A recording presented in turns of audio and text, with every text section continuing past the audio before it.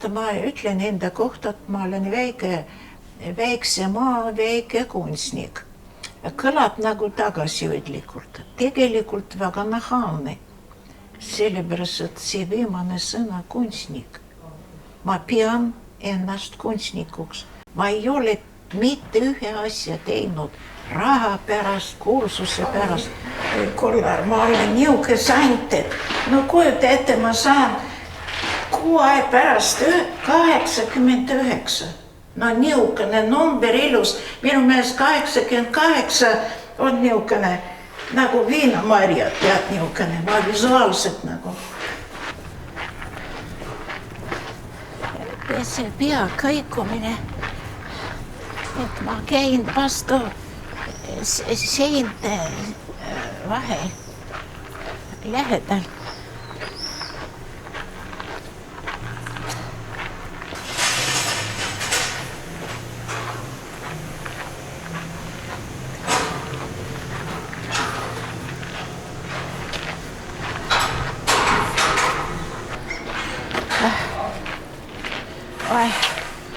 Vaata, missugune kadekas ja margaretad. Ja vaata, kuidas see puukene siin elab. Tal on pool meetrit maad seal nurgas. Ma iga hommik tervitan neid taimed kõik, kes mul on tuttavad. Visuaalne informatsioon ma võtan nagu kunstnik teravalt. Ja et ma näen inimestes elavus ja niukene. Ja et kui mind näiteks küsida, kui vana ma ennast tunnen, siis ma ütlen, ma täpsustan, kui te küsite füüsise kohta, siis ma tunnen, et ma olen 120, aga kui te küsite minu elutunnetuse kohta, see ei ole ainult vaim, vaid elutunnetus, loodus, tuul, õhk, vihm ja kõik, siis ma pean tunnistama, et ma olen puberteet. Vaata veel seda kuuske, no kuidas ta kasvab seal, vaata, kahe müüri vahel.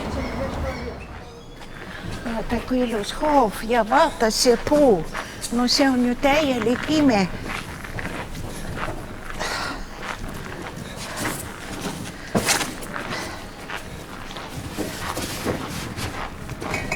Sa vaata, kuidas ta kasvab.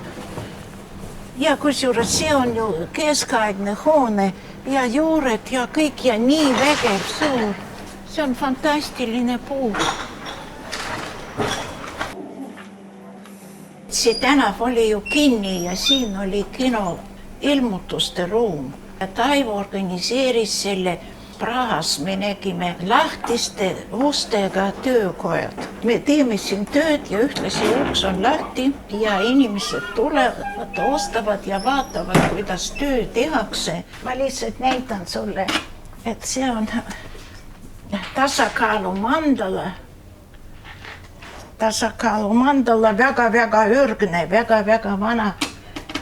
Pühavaimu kirikus on üks aaken maailma loomine, näed, seal on päike ja et maailm lõi, aga no seal see vitraaž seal pildi peal on näha 1,5 meetrit ja üks inimene tellis, et oleks samasugune, aga nii väike. Nii et ja pidin tegema, ta viis ära, aga see on teine vitraaž ju paistab läbi, nii et ta on valgus. Kõik teised kunstiliigid on valguse peegeldus. Kui valgus on, ta peegeldub, aga vitraaž on valgus ise. Aaken, ta on põhjamaine kunstiliig, sellepärast, et Põhjamaal rohkem vajatakse valgust ja ta sündis Prantsuse ja Saksamaa piiri peal ja teda leiutasid mungad. Prantsus keeles oli vitraaž tähendab klaasistatud ambrasuur. Klaasistatud ambrasuur tähendab auk müüris sees. Kõik teised kunstiliigid, skulptuur ja maal ja kõik juba koopades olid ja kõik igal pool, aga vitraaž on ainukene kunstiliik, mis on ristiusust tekkinud. Et esialgu kõik kõik aknaklaasid olid kardinad, luugid või vitraažid. Mina nimetan muidugi, ta on narkots, aga no võib viisakalt rääkima, et niisugune kõrge vaimne kunstiliik. Need maalitud.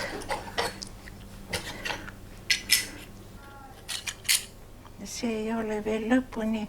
See on energeetiline asi, energeetiline. Ja eriti kunstnikud, sest kunstnikud elavad ju väga eraldatud maailmast. Nad on väga üksikud niisugused ja paljudest võib-olla keegi midagi ei tea.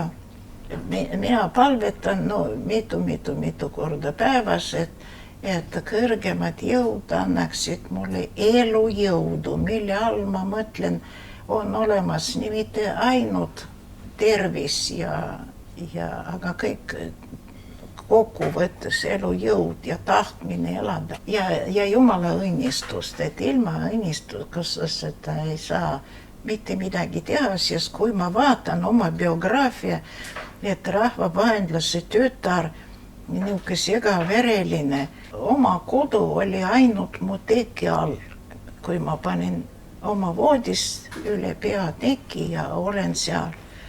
Ja muidugi meil oli metsik nälg seal ja näiteks talvel nii külm oli, aga me pidime isegi ahju juures seisma järjekorras. Kõik oli reglamenteeritud ja Jumal tänatud veel, et kasvataja ei rääkinud kellelegi, et ma olen poolest saadik sakslane.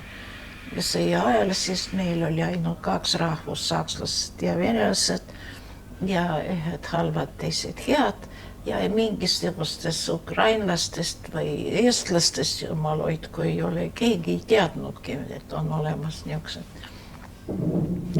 Nii et ja ma ei mäleta, et mul lastekodus oleks mingisugune sõbranna või veel keegi, et see üksindus, vaat kõik arvavad, et lastekodu lapsed on niisugused ühiskondlikud. Vastupidi, ma ütlen, sellepärast, et kui sa elad ikkagi emaga, ega ei pea seal kõrget sõnu rääkima, aga ikkagi sa kogu aeg tunned, et sul keegi on, kes sind kaitseb, sind armastab, sind hoiab. Aga kui oled niimoodi, siis lastekodus, siis mitte midagi ja siis muidugi ma ei mäletanud minu ema ka, sellepärast, et kui isa võeti kinni, kui ma olin 5-kuune, siis ema võeti kinni, kui ma olin 8-kuune. No isa oli rahvavaenlane, aga ema oli abikaasa.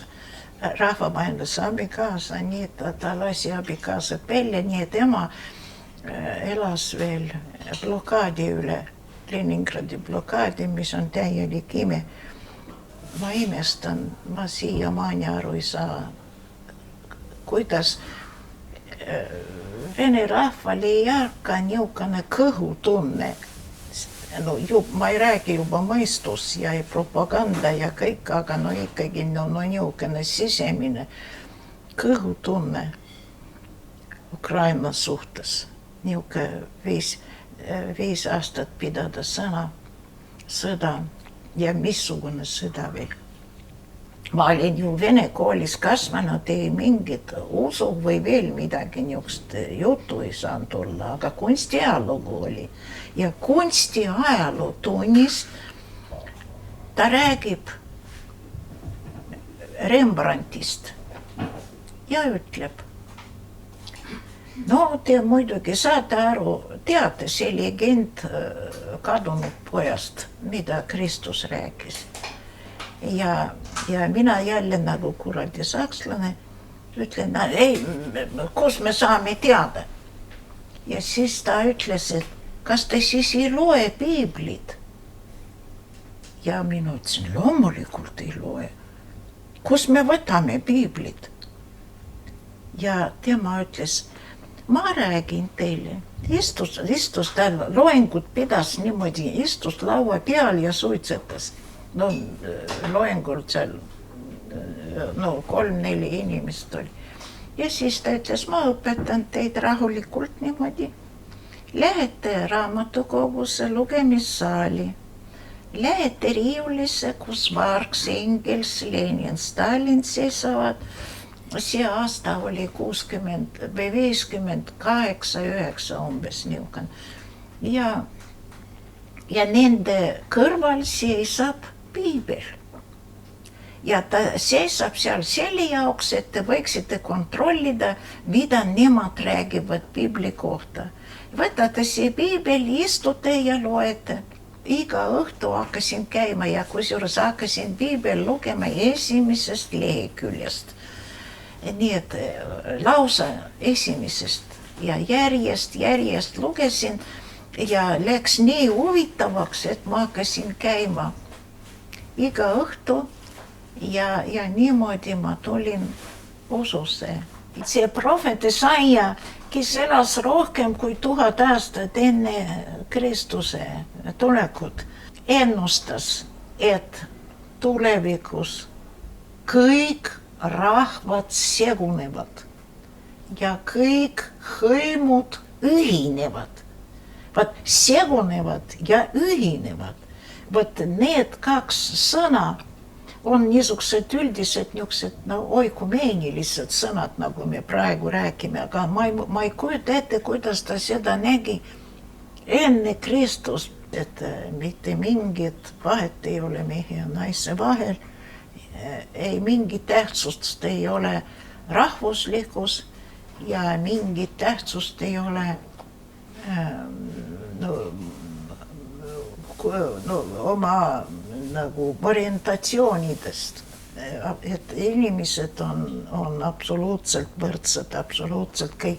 Ja muide, mul jäi see jutt niivõrd sisse, et ma isegi pean ütlema, kuigi ma olen nii kohutavalt vana praegu, et ma suhtun ka, mida inimesed vaatavad, vana muid ja lõpp. Ja siis teatud suhtlemine on. Ja viisakas, tore kõik, aga teatud piirini. Aga ma pean tunnistama, et ma olen niisugune huligaan, et näiteks minu jaoks ei ole, ma näen näiteks sinu pojast, ma nägin, et temaga võiks rääkida. Mul on ükskõik, kui vana ta on. Mis rahvusest ta on? Kas on poiss või tüdruk? Saad aru, tal olid nii silmad olid nii tähelepanelikud ja niisugused nägijad, saad aru, tal ei olnud pilk niisugune, vaid elav pilk. Ja ma arvan, et see ennustus esiteks täidub. Vaat see on vapustav, sellepärast, et arenevad suhted ju vanasti, need, kes elasid Aafrikas, nendel ei olnud aimu, kes elab seal Soomes või Eestis või seal üldse keegi elab.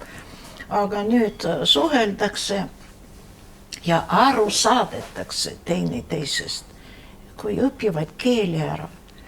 Üleval mul elulill, mis on kõikidel rahvustel, on olemas Eestis ka iga voki peal olid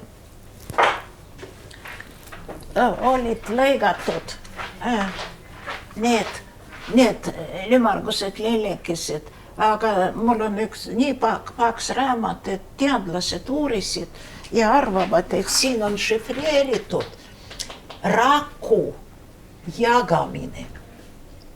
Ja näed, üks raku jaganeb 6 ja nii edasi. Et ta on elusümbol, mis ükskõik kas taim või konn või inimene. Et elu ei lõpe. Kui sa sured ära, ega sa ei sure ära, su vaim ei sure ära. Suur vaim puhkab natukene, siis pärast realiseerib uuesti, võid järgmises elus olla naisterahvas või olla president ja niimoodi.